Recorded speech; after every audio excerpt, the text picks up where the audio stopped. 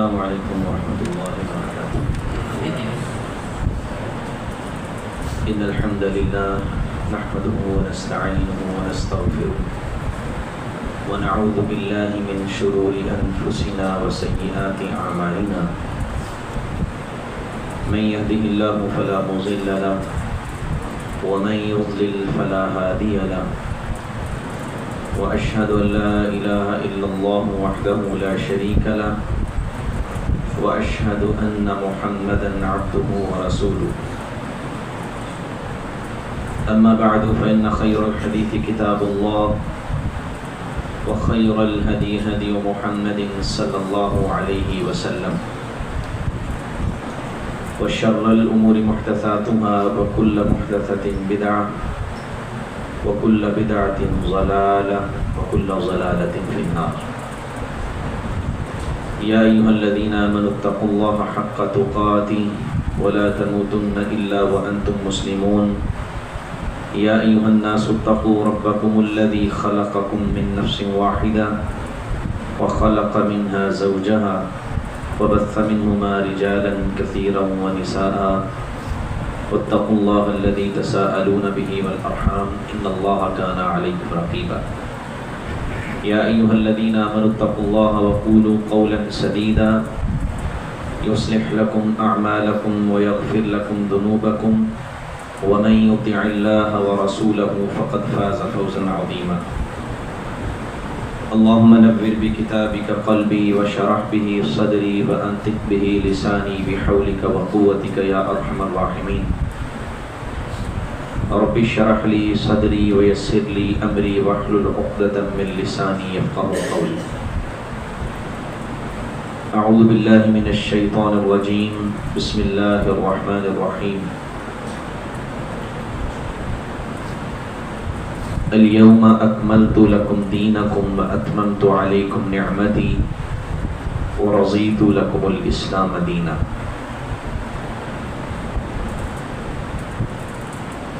لائق احترام محترم معزز سامعین، انسان دنیا میں زندگی بسر کرتے ہوئے مختلف قسم کی باتیں کرتا ہے۔ محبت کی باتیں ہوتی ہیں، کبھی نفرت کی بھی ہوتی ہیں، کبھی غصے کی باتیں ہوتی ہیں، تو مختلف قسم کے اقوال اس سے سرزد ہوتے ہیں، وہ کئی قسم کی باتیں کرتا ہے۔ لیکن جب انسان کا آخری وقت آتا ہے نا، جب وہ دنیا سے جانے لگتا ہے، جب سانسوں کی مالا بکھرتی محسوس ہوتی ہے اور زندگی کی ڈوری ٹوٹتی محسوس ہوتی ہے، اور اسے آخرت نظر آنا شروع ہو جاتی ہے، اور اسے محسوس ہو جاتا ہے کہ اب دنیا میں مزید قیام نہیں ہو سکتا، ایسی حالت میں بڑی سنجیدگی سے بات کرتا ہے، پھر وہ بڑے فکر کے ساتھ اور پورے شعور کے ساتھ باتیں کرتا ہے۔ نفرتوں کو بھلا دیا جاتا ہے، غصے ختم کر دیے جاتے ہیں۔ یہ حالت مطلب دنیا کا کوئی بھی انسان ہے، آپ نے اگر کسی کو دیکھا ہے، اس کے آخری پل چل رہے ہیں، آخری لمحات ہیں، تو وہ بڑی پیاری باتیں کرے گا، وہ کچھ وصیتیں کر کے جائے گا، کچھ نصیحتیں کرے گا، اچھے بول بولے گا۔ یہ تو دنیا کا کوئی عام انسان ہے نا۔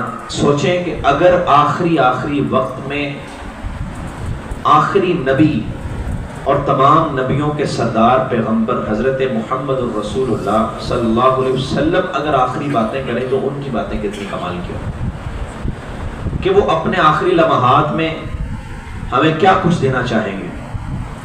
تو نبی صلی اللہ علیہ وسلم آپ کی جو آخری ایام ہیں، جو آپ کے آخری دن تھے، اس میں جو آپ نے باتیں کی ہیں ان کو آپ کی آخری وصیتیں کہا جاتا ہے۔ اس کے حوالے سے آج ہم نے بات کرنی ہے۔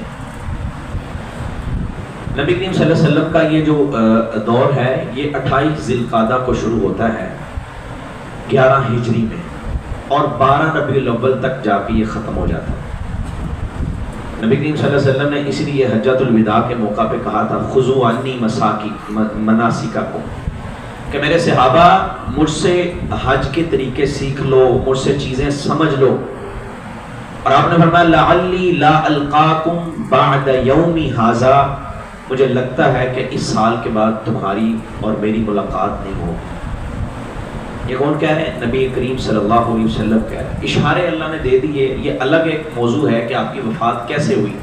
مرض الموت میں آپ گئے، آپ کی مرض شروع ہوا، پھر اس کے بعد چلتے چلتے اللہ نے اشارے دیے، سورتوں کا نزول ہوا، تو وہ ایک لمبی بات ہے، ہم اپنی بات کی طرف آتے ہیں۔ تو اللہ کے رسول نے خود بھی یہ کہہ دیا کہ مجھ سے سیکھ لو، ہو سکتا ہے کہ یہ آخری ملاقات ہو۔ اسی طرح حضرت معاذ بن جبل رضی اللہ تعالی عنہ کو آپ نے ایک مارکے پہ روانہ کیا، تو جب روانہ کرنے لگے تو آپ کی آنکھوں میں آنسو آ گئے۔ معاذ سے کہتے ہیں معاذ لگتا ہے کہ یہ آخری ملاقات ہو، تم واپس آؤ تو میری مسجد کے قریب سے تمہارا گزر ہوا کرے گا اور یہاں قبر کے قریب گزر ہوا کرے گا، لیکن میں تمہیں میرے ساتھ تمہاری ملاقات ممکن نہ ہو۔ حضرت معاذ رضی اللہ تعالیٰ عنہ بھی رونا شروع ہو گئے اللہ کے رسول کی جدائی کا غم سن کے۔ تو بہرحال نبی صلی اللہ علیہ وسلم نے کچھ وصیتیں کی۔ یہ جو ایام میں نے آپ کو بتائے ہیں، ان ایام میں جو آپ نے باتیں کی ان کو علماء نے آپ کی وصیتیں قرار دی ہیں۔ وہ کئی ایک ہیں، چند کا تذکرہ آپ کے سامنے کرنا ہے۔ وصیت اس چیز کے بارے میں کی جاتی ہے جو چیز بڑی اہم ہوتی ہے، جس کے بارے انسان یہ سمجھتا ہے کہ کہیں کوئی غلط نہ ہو جائے، جس کے بارے کو خطرہ محسوس ہوتا ہے، یا تو یہ ہوتی ہے، یا وصیت کی جاتی ہے جس چیز سے بڑی محبت ہوتی ہے، جس چیز سے بڑا پیار ہوتا ہے۔ تو مختلف قسم کی انسان وصیتیں کرتا ہے۔ صحابہ نے جو نبی صلی اللہ علیہ وسلم سے چیزیں سنی، انہوں نے بیان کیا کانا آخر کلام رسول اللہ صلی اللہ علیہ وسلم۔ سیدنا علی بیان کرتے ہیں، حضرت ابن عباس رضی اللہ تعالیٰ عنہ بیان کرتے ہیں، کئی ایک صحابہ ہیں جو یہ الفاظ بولتے ہیں کہ یہ اللہ کے رسول کے آخری الفاظ تھے، یعنی جو انہوں نے سنا انہوں نے اس کو آخری کہہ دیا۔ تو نبی صلی اللہ علیہ وسلم نے جو آخری ایام کے اندر باتیں کی، جو آپ نے نصیحتیں کی، وصیتیں کی، ان میں چند ایک جو آپ کے سامنے رکھنی ہے۔ سب سے پہلے نبی صلی اللہ علیہ وسلم نے آخری وقت میں یہ باتیں کی۔ آپ نے اپنے ہاتھ کو اٹھایا اور صحابہ سے کہا الصلاۃ الصلاۃ وما ملکت ایمانکم، میرے صحابہ نماز کا خیال رکھنا اور اپنے ماتحتوں کا خیال رکھنا۔ نماز کی بات ہم بعد میں کرتے ہیں۔ اگر کوئی فوت ہو رہا ہو نا، اس کی موت اسے نظر آ رہی ہو، تو ہمیں سب سے پہلے پتہ نظر کون آتا ہے؟ جو کمزور ہوتا ہے، کہ میرا فلاں بچہ 2 سال کا ہے، وہ 1 سال کا ہے، اس کا خیال رکھنا۔ ایسی ہے لوگ یہی کہہ کے جائیں گے کہ فلاں چھوٹا ہے، اس کے لیے تم نے فکر مند رہنا، کہیں وہ بیچارہ پریشان نہ ہو۔ بچے رول جاتے ہیں والدین کے بغیر۔ باپ اگر دنیا سے جا رہا ہے اور اس کا بچہ کوئی چھوٹا سا ہے، 1-2 سال کا، تو وہ کتنی فکر کرے گا؟ اس کا کمزور ہے نا، خود کو وہ نہیں سنبھال سکتا، یا کوئی اور کمزور ہے، اس کی بہن کمزور ہے، یا کوئی رشتہ دار ہے، بندہ کہتا ہے اس کا خیال رکھنا، اس کے حالات ٹھیک نہیں ہے۔ نبی صلی اللہ علیہ وسلم کی امت سے محبت دیکھیں، اللہ کے رسول نے اپنے بارے میں کوئی بات نہیں کی، بلکہ اپنی امت کے لوگوں میں جو غلام ہیں، جو لونڈیاں ہیں، جو کسی کے ماتحت ہیں، اللہ کے رسول کہتے ہیں یہ کمزور طبقہ، ان کی حفاظت کرنا، ان کا خیال رکھنا، ان پہ ایک ظلم نہ کرنا۔ یعنی اللہ کے رسول کی اس وصیت سے ہمیں پتہ چلتا کہ آپ کو اپنی امت سے محبت کتنی تھی، کہ آخری وقت میں اللہ کے رسول اس کمزور طبقے کا کتنا خیال رکھ رہے ہیں، کہ ان کا خیال رکھنا اور نماز کا خیال رکھنا۔ اللہ اکبر۔ اور نبی صلی اللہ علیہ وسلم کی یہ تربیت اللہ نے کی تھی۔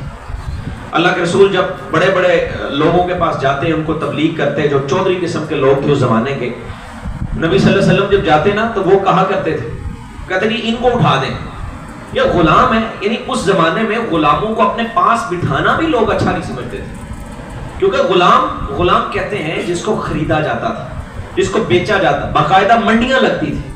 لیکن اب تو ایک عالمی معاہدہ ہو گیا ہے اور غلامی کا جو تصور ہے اس کو ختم کر دیا گیا ہے، اور اس معاہدے پہ سارے ممالک نے دستخط کیے ہوئے، اب غلامی والا تصور نہیں ہے، وہ لونڈی والا تصور نہیں ہے۔ تو اس زمانے میں ہوتا تھا، بیچے جاتے، خریدے جاتے، اور نبی صلی اللہ علیہ وسلم نے بھی اس کو باقی نہیں رکھا۔ اللہ کے رسول نے کوشش کی کہ اس کو ختم کیا جائے۔ آپ نے جو ہے نا وہ آزادی کی چیزیں رکھی، کہ اور قرآن نے کئی چیزیں ایسی جن کا کفارہ غلام کی آزادی رکھا تاکہ ترغیب دی جائے، اور نبی صلی اللہ علیہ وسلم نے اس کی کئی صورتوں کو ناجائز قرار دیا کہ کوئی کسی آزاد کو غلام نہیں بنا سکتا، اگر بنائے گا تو وہ کبیرہ گناہ کرتا ہے۔ تو بہرحال ابھی تو یہ ہے نہیں، لیکن آج کے دور میں آپ سمجھ سکتے ہیں کہ یہ جو آپ کے ماتحت ہوتے ہیں نا، نبی صلی اللہ علیہ وسلم نے ان کے بارے وصیت کی، بلکہ یہ ان سے بھی زیادہ جو ہے نا وہ ان کا حق ہے۔ کیوں؟ وہ غلام تھے، وہ پیسے سے خریدے ہوئے تھے، یہ غلام نہیں ہے، یہ تو آزاد ہے، تو آزاد کا حق زیادہ بنتا ہے۔ تو ہم ان کے بارے بات کر لیتے۔ تو نبی صلی اللہ علیہ وسلم کے پاس جب وڈیرے آتے نا تو وہ کہتے ہیں ان کو اٹھا دیں، یعنی وہ اتنی نفرت کرتے تھے، وہ پاس بھی بیٹھنا گوارا نہیں کرتے۔ تو اللہ کے رسول نے کہا ٹھیک ہے، اگر اس سے یہ میری بات سن لیں، ہو سکتا ہے ان کو ہدایت آ جائے، اگر اتنا کرنے سے میں جو ہے نا وہ ان کو اٹھا دوں اگر، تو یہ بات سن لیتے ہیں تو کوئی حرج نہیں ہے۔ لیکن اللہ نے قرآن نازل کر دیا وَاصْبِرْ نَفْسَكَ مَعَ الَّذِينَ يَدْعُونَ رَبَّهُمْ بِالْغَدَاةِ وَالْعَشِيِّ يُرِيدُونَ وَجْهَهُ، یہ لوگ جو صبح و شام اللہ کو پکارتے ہیں، ان کو آپ نے کبھی نہیں چھوڑنا، یہ تو اللہ کی رضا چاہتے ہیں۔ اور جو کوئی جو ہے نا وہ اللہ پہ ایمان نہیں لائے گا، اللہ اس کو جہنم میں داخل کرے گا۔ آپ نے ان کو اپنے سے دور نہیں کرنا، یہ تو اللہ کے بڑے قریبی لوگ ہیں، آپ کو لگتا ہے یہ کمزور ہے۔ اللہ نے اس بات کو بھی ناپسند کیا، اس لیے نبی کریم صلی اللہ علیہ وسلم نے پھر ان کی تربیت جو ہے نا وہ اللہ کے رسول کی تربیت اللہ نے کی تھی، اس لیے اللہ کے رسول آخری وقت میں بھی ان کے حقوق کی بات کر رہے ہیں۔ اور اللہ کے رسول فرمایا کرتے تھے کہ اپنے ماتحتوں پہ غلاموں پہ بوجھ نہ ڈالا کرو، زیادہ ان کو کام نہ دیا کرو، اگر زیادہ کام ہے اللہ کے رسول فرماتے ہیں خود مدد کر دیا کرو اس کی، یعنی اس میں خود معاون ہو جایا کرو، یعنی کہ اسی نہیں کرنا ہے، اگر کام زیادہ لگ رہا ہے بوجھ ہے تو خود مدد کر دو، اور کبھی کبھی اس کے کام کو دیکھ کے اس سے زیادہ بھی دے دیا کرو۔ ہمیشہ ایک ہی تم نے جو مقرر کیا بھائی اتنا ہی دینا ہے، کبھی زیادہ دے دو، کسی مہینے زیادہ کام بھی ہو جاتا ہے۔ تو یہ سارے معاملات اللہ کے رسول صلی اللہ علیہ وسلم ہمیں سکھا کے گئے، اور آپ نے یہ بھی فرمایا جو خود کھاتے ہو ان کو بھی کھلایا کرو، اور آپ نے فرمایا اگر کوئی غلام کھانا بھی بنا کے لائے، اگر تم اس میں اسے شامل نہیں کرتے تو اس کھانے سے کچھ نہ کچھ اسے دے ضرور دیا کرو۔ اپنے ساتھ بٹھا کے کھلانا، ان کے ساتھ محبت کرنا، ان کو اپنے جیسا سمجھنا۔ اللہ کے رسول نے غلاموں کے بارے یہ کہا، آپ حیران ہوں گے یہ بات، جس کو پیسہ دے کے خریدا جاتا ہے نا، یعنی اس کو آپ نے خریدا ہوا، وہ غلام ہے، آپ اس کے مالک ہیں، آقا ہیں، لیکن اس کے بارے میں اللہ کے رسول کہہ رہے ہیں کہ اس کو مالک اور ملوکیت والا رشتہ نہیں رکھنا، بلکہ یہ تمہارے بھائی ہیں۔ اللہ کے رسول نے فرمایا ان کو بھی بھائی بنا کے رکھنا ہے، اور ایک تو آزاد ہے نا، ہے آپ کا ماتحت ہے لیکن آزاد تو ہے نا، پیسے سے تو نہیں خریدا اس کو۔ تو اللہ کے رسول جب ان کو بھائی قرار دے رہے ہیں تو یہ تو بھائیوں سے پھر زیادہ ان کا حق بنتا ہے، تو ان کو بھائی سمجھنا۔ ہمارے ہاں یہ چیزیں اب جو ہے نا وہ بڑی عجیب ہو گئی ہیں۔ اللہ کے رسول کہتے ہیں نام اچھا لے کے بلاؤ اس کو، ایسے میرا غلام کہہ کے نہ بلایا کرو، اچھے ناموں سے، اس کے نفسیات کا خیال بھی رکھنا۔ ہم نے عجیب عجیب نام رکھے ہوتے ہیں، کسی کو ماسی کہا، کسی کو کیا کیا نام دے کے جو ہے نا وہ ہم سمجھتے حقیق سمجھتے ہیں، وہ بھی آدم علیہ السلام کی اولاد ہے، تم بھی آدم علیہ السلام کے بیٹے ہو۔ اور اہم یقسمون رحمت ربک نحن قسمنا بینہم معیشتہم، اللہ کہتا ہے یہ معیشت ہم نے تمہارے درمیان تقسیم کی ہے، کسی کو زیادہ دے دیا، کسی کو کم دے دیا۔ اور یہ جو آپ کسی کو تنخواہ دے رہے ہیں، کسی کو سیلری دے رہے ہیں، یہ آپ کا رزق نہیں ہے، یہ اسی کا تھا، لیکن اللہ نے آپ کے گھر میں بھیج دیا کہ تھا اس کا، لیکن اس کے گھر میں جو یہ اگر ڈیوٹی اچھی کرے گا تو اللہ اور عطا کرے گا، یعنی آپ کے ذریعے اللہ کسی اور کو دلواتا ہے، یہ ہے اسی کا حق، یہ اللہ نے اس کے لیے لکھا ہوا تھا، لیکن اللہ آپ کو ذریعہ بنا کے اس کو دے رہا ہے۔ تو ان کے ساتھ اچھا سلوک کرنا، اپنے ساتھ بٹھانا، اپنے جیسے لباس ان کو بھی پہنا دینا، اس میں کوئی حرج نہیں ہے کہ ہم کہہ رہے ہیں میرے جیسے ہی ہو جائے گا۔ ہمارے ہاں الگ سے کھانے لگتے ہیں، بڑے بڑے جو ہے نا وہ شادیاں ہوتی ہیں یا فنکشن ہوتے ہیں، وہ کہتے ہیں یہ کھانا جو ہے نا وہ عام بندوں کا، بعد میں ڈرائیوروں کا کھانا ہوگا، بعد میں نوکروں کا کھانا ہوگا، فلاں جگہ کا کھانا ہوگا، یا اس کو گاڑی میں بیٹھے دے دو، اپنے ساتھ بٹھانا ان کو توہین سمجھتے۔ نبی صلی اللہ علیہ وسلم کہتے ہیں جب خود کھاؤ ان کو بھی کھلاؤ، خود پہنو ان کو بھی پہناؤ، اور ان پہ ڈانٹ ڈپٹ نہ کرنا، گالی گلوچ نہ کرنا، مارنا نہیں۔ ابو مسعود رضی اللہ تعالیٰ عنہ کہتے ہیں ایک دن میں جو ہے نا وہ اپنے غلام کو مار رہا تھا، پہلے لوگ مارا کرتے تھے، بلکہ یہ تو عرب کی بات، عرب میں پھر بھی کچھ نہ کچھ لحاظ پاس تھا، عرب سے باہر آپ اگر نکلتے نا، جو رومی تھے وہ لوگ تو اپنے غلاموں کو جو ہے نا وہ اذیت دے کے اپنی تسکین جو ہے نا حاصل کیا کرتے تھے، ان کو مارتے، ان کے پاؤں میں بیڑیاں ڈال کے تھے، بھاگو میرے سامنے، اس سے سکون ملتا تھا۔ ان کو جو نا مارنے سے کاٹنے سے وہ اپنا سکون حاصل کرتے، لیکن عرب میں کچھ نہ کچھ پھر بھی لحاظ تھا، لیکن مارتے یہ بھی تھے. تو ابو مسعود کہتے ہیں میں مار رہا تھا، مجھے پیچھے سے آواز آئی یا ابا مسعود، اے ابو مسعود جس کو تم مار رہا ہے نا، اللہ تم سے زیادہ طاقت رکھتا ہے کہ وہ تمہیں بھی سزا دے دے. تو اس پہ جو ہے نا وہ طاقت رکھتا ہے کہ تمہارا غلام ہے نا. کہتے میں نے مڑ کے دیکھا یہ ہے کون جو مجھے نصیحت کر رہا ہے. جب میں نے پیچھے دیکھا تو نبی کائنات صلی اللہ علیہ وسلم کھڑے. تو ابو مسعود کہتے ہیں اللہ کے رسول میں نے اس کو آزاد کر دیا. اللہ کے رسول فرماتے اگر تو اسے آزاد نہ کرتا اللہ تجھے جہنم میں ڈال دیتا، کیونکہ تو نے اس کو سزا دی، تو نے مارا ہے، نہیں مارنا اجازت نہیں ہے. تو ہمارے ہاں بڑے جو ہے نا وہ عجیب قسم کے الفاظ سے بلایا جاتا ہے، حقیر سمجھ کے بلایا جاتا ہے. تو اللہ کے رسول نے آخری وقت میں یہ نصیحت کی تھی ان کا خیال رکھنا، یہ بھی تمہارے جیسے ہی ہیں، یہ بھی تمہارے اپنے ہیں، یہ تمہارے بھائی ہیں. اگر تم اپنے آپ کو کچھ سمجھتے ہو نا، جو تمہارا جسم و جسہ ہے یہی ان کا ہے، جو تمہارے ساتھ اللہ نے لگا دیا وہی ان کے ساتھ لگا. بس فرق اتنا ہے کہ معیشت کی جو اللہ کی تقسیم تھی اس دوڑ میں یہ تھوڑا سا پیچھے رہ گئے، تم ذرا آگے نکل گئے ہو. لیکن ان کا خیال رکھنا، اسی نبی کریم صلی اللہ علیہ وسلم نے ان کے حقوق پہ باقاعدہ طور پہ احادیث بیان فرمائی، اور ان کی پوری جو ہے نا وہ اللہ کے رسول صلی اللہ علیہ وسلم نے سپورٹ کی ہے، اور آخری وقت میں بھی ان کو یاد رکھا.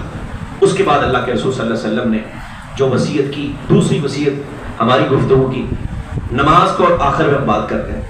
اللہ کے رسول نے فرمایا صحابہ کی جماعت ترکت فیکم امرین لن تضلوا ما تمسکتم بہما کتاب اللہ و سنت رسول. اے میرے صحابہ میں تمہارے درمیان دو چیزیں چھوڑ کے جا رہا ہوں، یہ آخری وصیت ہے. دو چیزیں چھوڑ کے جا رہا ہوں، ان دونوں چیزوں کو مضبوطی سے تھام لینا، پکڑ لینا. بلکہ حدیث کے دوسری حدیث کے الفاظ ہیں عضو بالنواجس، جیسے انسان اپنے دانتوں میں جو داڑ ہوتی ہے نا اس سے کسی چیز کو چبا کے پکڑ لیتا ہے مضبوطی کے ساتھ، اسے چھوڑتا نہیں ہے. فرمایا اپنی داڑوں کے ساتھ عضو بالنواجس، مضبوطی سے پکڑ لو. یہ اتنی اہم چیز ہے، اگر اس کو تم نے نہ پکڑا یا ادھر ادھر نکل گئے گمراہ ہو جاؤ گے. اور لن تضلوا ما تمسکتم بہما، اگر تم نے ان کو پکڑ لیا، ان پہ عمل پیرا ہو گئے اور ان کی حفاظت کر لی، تو فرمایا کبھی گمراہ نہیں ہو. یعنی گمراہی کا راستہ ان کے علاوہ جتنے بھی راستے ہیں وہ سارے گمراہی کے راستے ہیں. اگر ہدایت کا راستہ ہے تو وہ انہی دو چیزوں میں ہے، کتاب اللہ و سنت رسولی. ایک اللہ کی کتاب ہے، ایک نبی صلی اللہ علیہ وسلم کا طریقہ ہے. اسے اسلاف کہا کرتے تھے اگر کسی مسئلے کا حل تلاش کرنا قرآن میں تلاش کرو، اگر نہیں ملتا تو نبی صلی اللہ علیہ وسلم کے طریقے میں مل جائے گا. تیسری جگہ نہ جانا، اگر تیسری جگہ جاؤ گے تو گمراہ ہو جاؤ گے. اس لیے کیا فرمایا اگر کبھی فَإِن تَنَازَعْتُمْ فِي شَيْءٍ فَرُدُّوهُ إِلَى اللَّهِ وَرَسُولِهِ، اگر کبھی کوئی اختلاف ہو جاتا ہے نا، بڑے مسائل میں اختلاف ہوتا ہے، ہمارا اختلاف ہو گیا، سمجھ نہیں آ رہی کیا کریں کہاں جائیں، فَرُدُّوهُ إِلَى اللَّهِ وَرَسُولِهِ، اس کو اللہ کے قرآن کی طرف لوٹا دو یا نبی صلی اللہ علیہ وسلم کے فرمان کی طرف لوٹا دو. تیسری جگہ نہ جانا، یہاں پہ جاؤ گے تمہیں حل مل جائے. ہاں اگر آپ مطلب آپ کو لگ رہا ہوگا تیسری کوئی کتاب کسی نے لکھی ہے اس میں مسائل جمع ہے، لیکن وہ لیے کہاں سے گئے ہوں گے، یا قرآن سے یا حدیث سے، باہر نہیں نکلنا. ہاں میرے کو پتا کہ میری رائے یہ ہے، مجھے یہ لگتا ہے قرآن جو بھی کہتا ہے حدیث جو بھی کہتی ہے، لیکن مجھے یہ لگتا ہے یہ غلط ہے. ایسا نہیں کرنا، کبھی ایسے بندے کے پیچھے نہیں جانا، یا قرآن کو پکڑ لو یا حدیث کو پکڑ لو. اور قرآن نبی صلی اللہ علیہ وسلم نے جو حدیث بیان کی ہے اس سے پہلے قرآن کی بات. تو قرآن کیا ہے؟ قرآن تو ایسی چیز ہے کہ جس کے جیسی کوئی دنیا میں کلام موجود نہیں. اللہ اکبر. اللہ رب العزت نے قرآن میں کہا فَأْتُوا بِسُورَةٍ مِّن مِّثْلِهِ، یہ قرآن ایسا ہے، یہ قرآن کا معجزہ ہے. اس طرح کا چیلنج کسی کتاب سے نہیں کیا جا سکتا کہ اس جیسا ایک جو ہے نا وہ صرف قرآن نہیں، اس جیسی ایک سورت بنا کے لے آؤ. کوئی لا سکتا ہے؟ سورت تو بڑی بات ہے نا، سورت بھی کتنی سی دیکھیں اِنَّا أَعْطَيْنَاكَ الْكَوْثَرَ فَصَلِّ لِرَبِّكَ وَانْحَرْ إِنَّ شَانِئَكَ هُوَ الْأَبْتَرُ، یہ سورت جو چند سیکنڈ میں پڑھی گئی ہے، لیکن کوئی نہیں بنا سکتا. اللہ کہتا ہے اگر نہیں بنا سکتے جاؤ ایک آیت لے آؤ، ایک آیت، وَالْعَصْرِ، ایک آیت. کوئی دنیا کا جتنا بڑا اسکالر ہے، کوئی جو بھی مل کے آ جائے، کوئی اپنے دماغ لڑا لے، وہ کتابیں کھول کے بیٹھ جائیں، جو مرضی لے لیں، لیکن ایک آیت بھی قرآن مجید کے مقابلے میں نہیں بنا سکتے. یہ قرآن ہے ہمارا. ہم جس قرآن سے دور ہیں وہ قرآن کوئی عام چیز نہیں ہے. ہمیں اس کا ادراک نہیں ہے, شعور نہیں ہے. یہ قرآن کتنا جو ہے نا وہ عظیم کلام ہے. تو اللہ رب العزت نے فرمایا ایک آیت ہی کوئی لے آئے لیکن نہیں لا سکتا. یہ قرآن کا مقام ہے. اور قرآن اس کے بعد نبی کریم صلی اللہ علیہ وسلم کا فرمان ہے, اور ان کی حفاظت کا ذمہ بھی اللہ نے لیا ہوگا. اِنَّا نَحْنُ نَزَّلْنَا الذِّكْرَ وَإِنَّا لَهُ لَحَافِظُونَ. دنیا میں جتنی کتابیں ہیں ساری تحریف شدہ.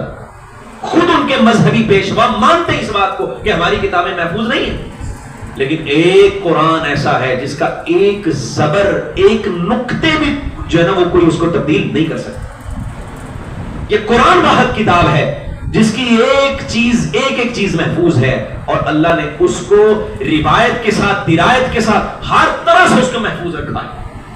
یعنی ہر دلیل موجود ہے کہ قرآن مجید محفوظ ہے, پوری سند موجود ہے. اور پھر حدیث, یہ ذکر جو کہا اِنَّا نَحْنُ نَزَّلْنَا الذِّكْرَ, اس میں حدیث بھی موجود ہے, حدیث بھی محفوظ ہے. حدیث نبی کریم صلی اللہ علیہ وسلم کا فرمان, اس میں علماء نے پوری جانچ پڑتال کر کے, پوری جانچ پرکھ کر کے حدیثوں کو الگ الگ کر دیا. اگر کوئی ضعیف ہے تو اسے الگ کر دیا, صحیح ہے تو الگ کر دیا. 1,00,000 کے قریب راویوں کو تحقیق کی بھٹی سے گزارا اور حدیثوں کے حکم لگائے, اور کوئی ایسی جو ہے نا وہ چیز نہیں ہے جس کی تحقیق نہ ہو. تو یہ دونوں چیزیں محفوظ ترین ہیں. ہمیں تیسری طرف جانے کی ضرورت کیا ہے؟ لن تضلوا ما تمسكتم بهما کتاب اللہ و سنت رسولی. ان دونوں چیزوں کو, اور ایک الفاظ ہے وہ سنتی, میری سنت, میرا طریقہ. اور آج محبت بڑی ہے ہمیں اللہ کے رسول سے, آج پیار بڑا ہے اللہ کے رسول سے, لیکن سنت کا پتہ کوئی نہیں ہے. آج محبت میں ہم نے کیا کچھ کیا. ابھی یہ چند دن پیسے کیسی ہلڑ بازی ہم نے کی, اور کیا محبت کا ثبوت دیتے ہم. اسی رسول سے محبت ہے اور اسی رسول کے طریقے کا پتہ نہیں. کتنے لوگ ایسے ہیں جن کو اللہ کے رسول صلی اللہ علیہ وسلم کے طریقے کا علم ہے. میں نے پہلے پچھلے خطبہ میں یہ بات کی تھی, آپ کی ذات کے متعلق کون جانتا ہے؟ کس نے کتاب پڑھی ہے وہ تو چلو چھوڑ دیں, وہ ہم کہیں گے نہیں اس سے میرا سروکار نہیں ہے. حالانکہ محبت جس سے ہو اسے جاننا تو چاہیے, اور ہمارے لیے تو یہ ضروری ہے کیونکہ وہ محبت واجب محبت ہے نا. ایک ہے محبت دنیا کی, خاوند بیوی کی محبت ہے, بیٹے کو باپ سے ہے, باپ کو بیٹے سے ہے, دوست کی ہے. یہ واجب جو ہے نا, اس میں یہ نہیں ہے کہ آپ نے اس سے محبت کر کے اس کی ساری زندگی جانی ہے. اللہ کے رسول سے تو واجب ہے, فرض ہے. لیکن نکل آئے, چلے ٹھیک ہے جی یہ رہنے دیں. سنت تو ضروری ہے نا, کیونکہ زندگی گزارنی ہے. اگر زندگی گزارنی ہے تو آپ کے طریقے کے مطابق ہی گزارنی ہے نا. اللہ کے رسول میں جیسے مجھے صلو کما رأیتمونی اصلی, ایسے نماز پڑھو جیسے مجھے دیکھا ہے. اب دیکھا کیسے سے ہم نے تو نہیں دیکھا, لیکن صحابہ نے دیکھا ہے, حدیثیں تو ہیں ہمارے پاس. کون حدیث پڑھتا ہے؟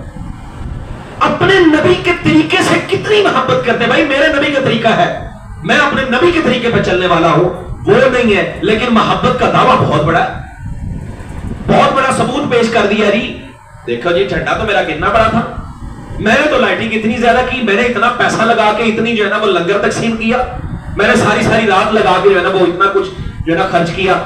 اللہ اکبر, یہ محبت ہے. سنت کا پتہ ہی نہیں ہے. اب پوچھ لیجئے کوئی ایسا جو صرف یہ خالی کھولی نعرے لگانے والا نا, کبھی اسے پوچھیں اللہ کے رسول کا طریقہ کیا ہے کسی بارے میں. ہمارے یہاں کتنے مسائل, نماز جو بڑی اہم چیز ہے, اس کی بات ہم آگے کرتے ہیں. نماز جو اہم ہے, جو فرض ہے, جو رکن ہے اسلام, اس کے بارے میں پتہ نہیں آگے کیا جانا ہے. نکاح کا پتہ نہیں ہے, سنت کیا ہے اس میں.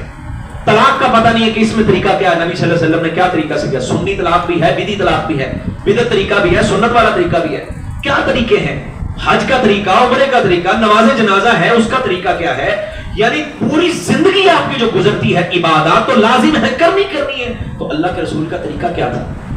آپ کہہ رہے میری سنت کو پکڑ کے رکھنا, قرآن کو پکڑ کے رکھنا, خیال رکھنا.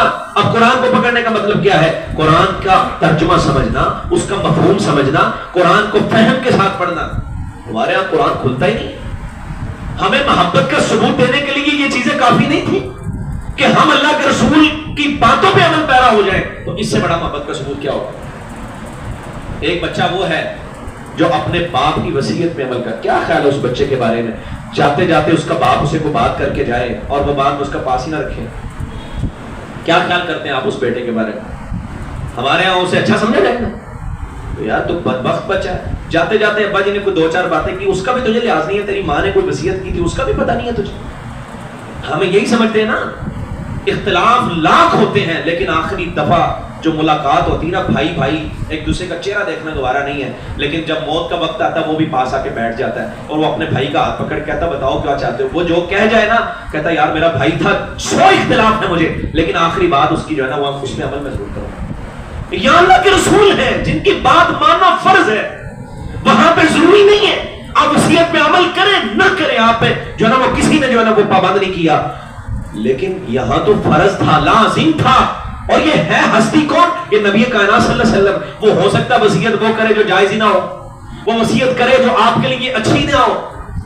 کیا آپ سمجھتے ہیں نبی صلی اللہ علیہ وسلم ایسی وصیت کریں گے جو ہمارے لیے اچھی نہ ہو؟ کیا آپ سمجھتے ہیں نبی صلی اللہ علیہ وسلم نعوذ باللہ کو ناجائز وصیت کر کے جائیں گے؟ کیا کسی کا یہ خیال ہے کہ اللہ کے رسول ایسی وصیت کریں گے جو مجھے نقصان دے گی اگر میں اس پہ عمل پیرا ہوں گا؟ اللہ کے رسول تو ہمارے فائدے کی بات کریں گے. آپ کو تو محبت ہی بڑی ہے ہمارے ساتھ. اللہ کے رسول نے جو وصیت کی, اگر اس کا پاس لحاظ ہی نہیں ہے تو پھر اس بیٹے کو بھی ذہن میں رکھیں جو اپنے باپ کی وصیت پہ عمل نہیں کرتا, اور اس امتی کو بھی ذہن میں رکھیں جو اپنے نبی کی وصیت کو کچھ سمجھتے ہی نہیں. اسے حدیث سناؤ, کہتا کون سی بات یاد کرتے؟ دنیا کے معاملات ہیں, دنیا کے کام ہیں, دنیا کے جھمیلوں میں پڑے ہوئے ہیں, یہاں حدیثیں سنانا شروع کر دو گے تو ہم زندگی کیسے بسر کریں گے؟ زندگی گزارنی ہے, ہر جگہ حدیث نہیں ہوتی, ہر جگہ پہ اللہ کے رسول کی بات نہیں ہوتی, وہ زندگی بھی گزارنی پڑتی ہے. تو اللہ کے رسول آخری وقت میں یہ کہہ کے گئے تھے, میرے صحابہ یہ میرا طریقہ ہے, اسی کے مطابق زندگی گزارنی ہے, اسے پکڑ کے رکھنا ہے, اس کے مطابق گزارو گے کبھی گمراہ نہیں ہوگے. یہ گارنٹی ہے نبی صلی اللہ علیہ وسلم کی کہ کبھی گمراہ نہیں ہو سکتے. اور پھر طریقہ محبت کا بھی وہ آپ نے یہی بتایا, نئی چیزیں نہ ایجاد کر لینا, یہ بھی آپ نے کہا جو میں نے سیکھا. یہی طریقے کی بات ہے نا کہ اللہ کے رسول نے کیا سکھایا ہے, جو آپ نے کہا وہی طریقہ ہے. اگر آپ کسی چیز کو عبادت بنا کے نئی چیز بنائیں گے تو اللہ کے رسول کی مہر دکھانی پڑے گی, یا قرآن کی یا حدیث کی. اگر نہیں ہے تو وہ عبادت نہیں بن سکتی. اختلاف تو اسی میں شکل میں. کون ایسا بدبخت ہے دنیا میں جس کو نبی صلی اللہ علیہ وسلم کے آنے کی جو ہے نا وہ خوشی نہیں؟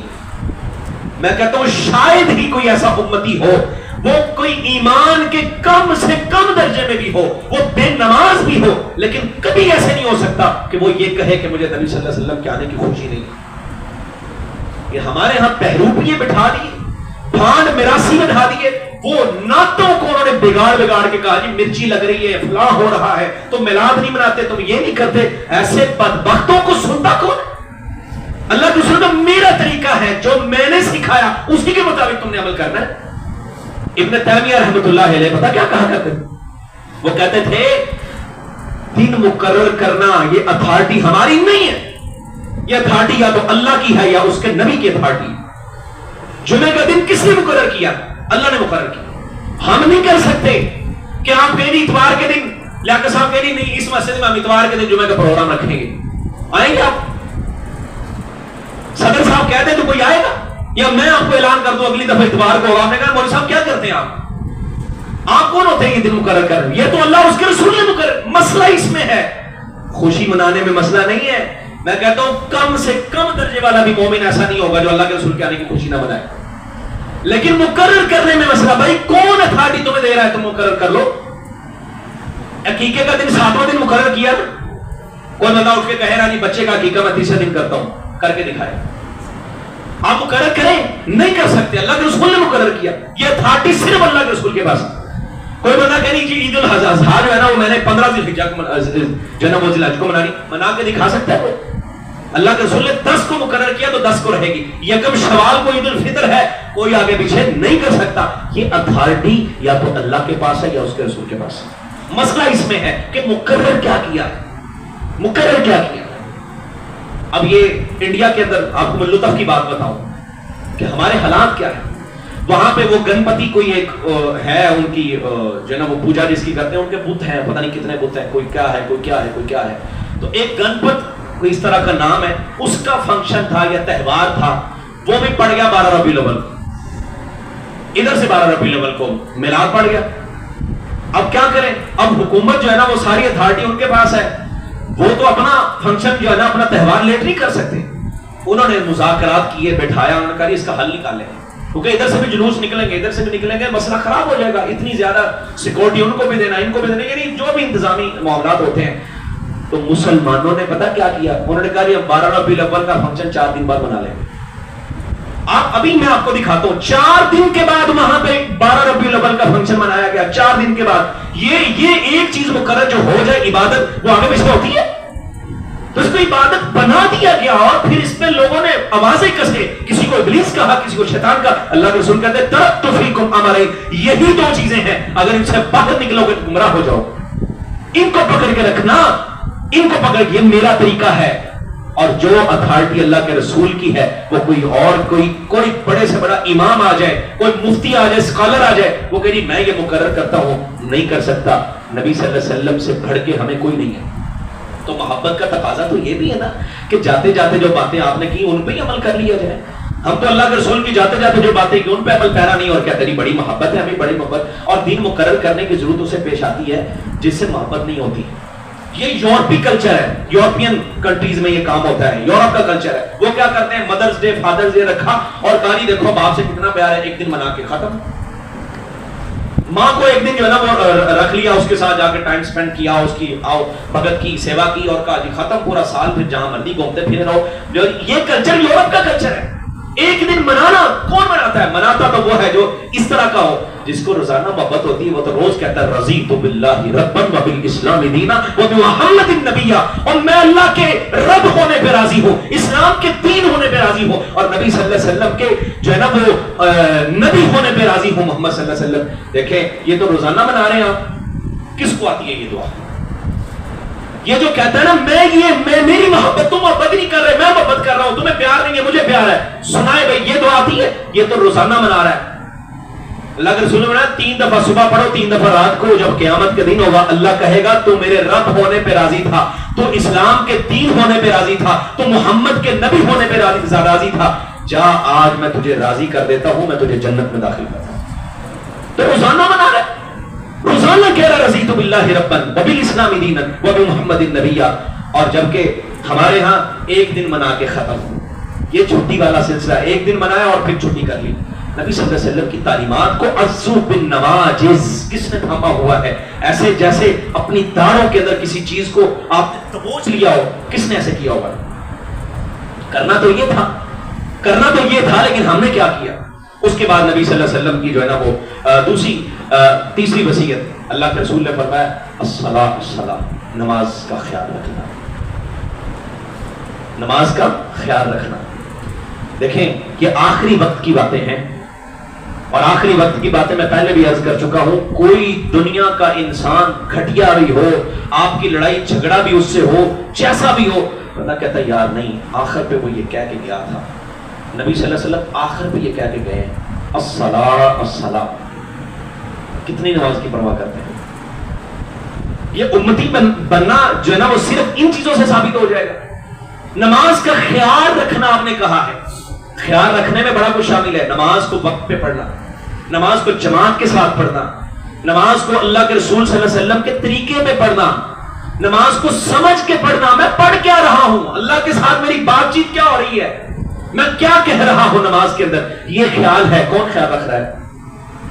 بتائیں کس کو خیال ہے اللہ کے رسول صلی اللہ علیہ وسلم کی اس وصیت کا؟ آپ کہہ رہے ہیں آخری وقت ہے، یہ آخری وقت، یعنی یہ تو آخری دن کی ہے نا، جو پہلی بات ہے وہ شاید ہو سکتا ہے وہ آپ کی 2-4 دن کی، یہ آخری دن کی بات ہے۔ الصلاۃ، نماز کا خیال رکھنا۔ رکھتا ہے کوئی اس طرح کا خیال جو نماز کو سمجھ کے بھی پڑھے، اسے پتا ہے میں جو پڑھ رہا ہوں اس کا ترجمہ کیا ہے، میں اللہ کے ساتھ کیا بات، اسے پتا ہے اگر میں کوئی بھول جاؤں گا سجدہ صاحب کہاں پہ کرنا ہے، میں اس نے سنت پوری یاد کی ہوئی ہے، اسے پورا نماز کا طریقہ آتا ہے، پتا ہے نماز کے ساتھ ساری پڑھ رہے ہیں، 5 کی 5 پڑھ رہے ہیں، وقت پہ پڑھ رہے ہیں، ان الصلاۃ کانت علی المؤمنین کتابا موقوتا، یہ خیال رکھنا ہے۔ کون خیال رکھتا ہے؟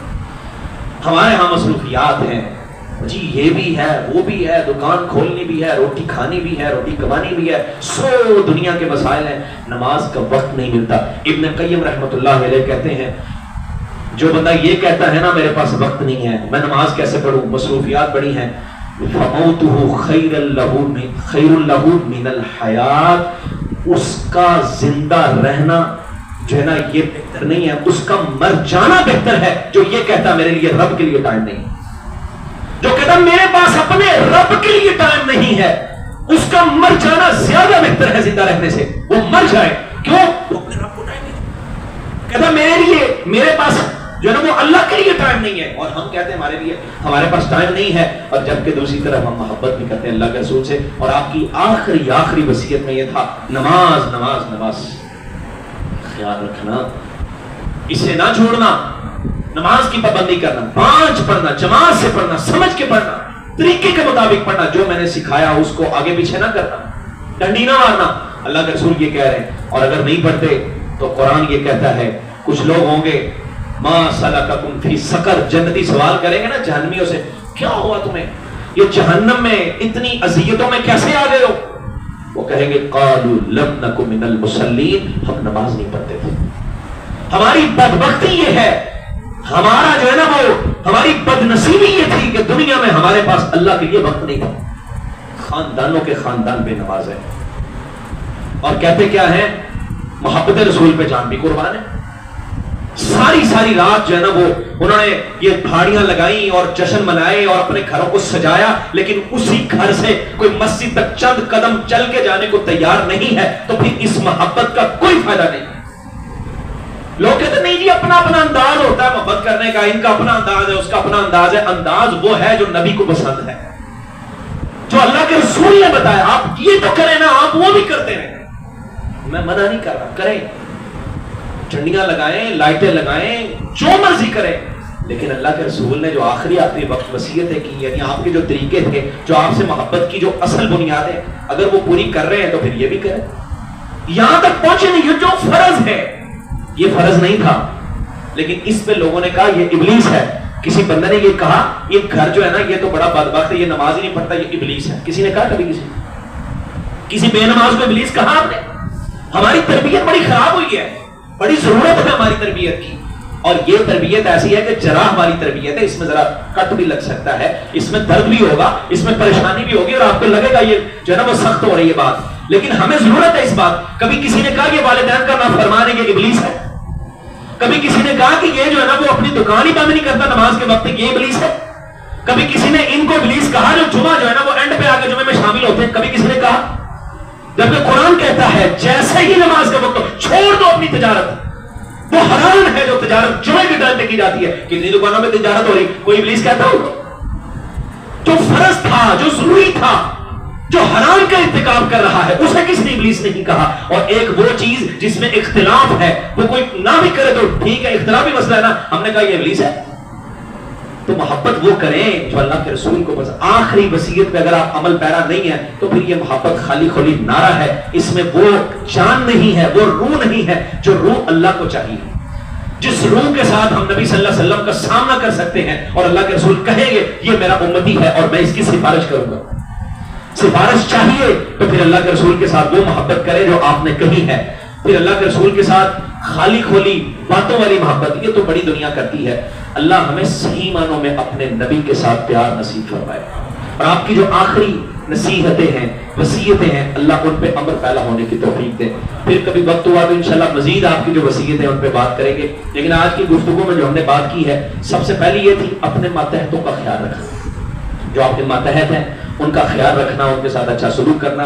اور دوسری، اللہ کے رسول نے فرمایا 2 چیزیں چھوڑ کے جا رہا ہوں، قرآن مجید یعنی اللہ کی کتاب اور میری سنت، ان کو مضبوطی سے پکڑ کے رکھنا، اپنی پوری زندگی میں یہ دونوں چیزیں لازم رکھنا، کامیاب ہو جاؤ گے، اور اگر ان کو چھوڑ دیا تو گمراہ ہو جاؤ۔ اور تیسری بات الصلاۃ، اللہ کے رسول میں نماز کا خیال رکھنا۔ اگر تو آپ وصیتوں پہ عمل پیرا ہیں تو پھر ہمیں خوشی ہونی چاہیے۔ اللہ ہم سب کو نبی صلی اللہ علیہ وسلم سے صحیح معنوں میں محبت نصیب فرمائے اور آپ کی وصیتوں پہ عمل کرنے کی توفیق عطا فرمائے۔ اقول قولی ھذا وآخر دعوانا الحمد للہ رب العالمین۔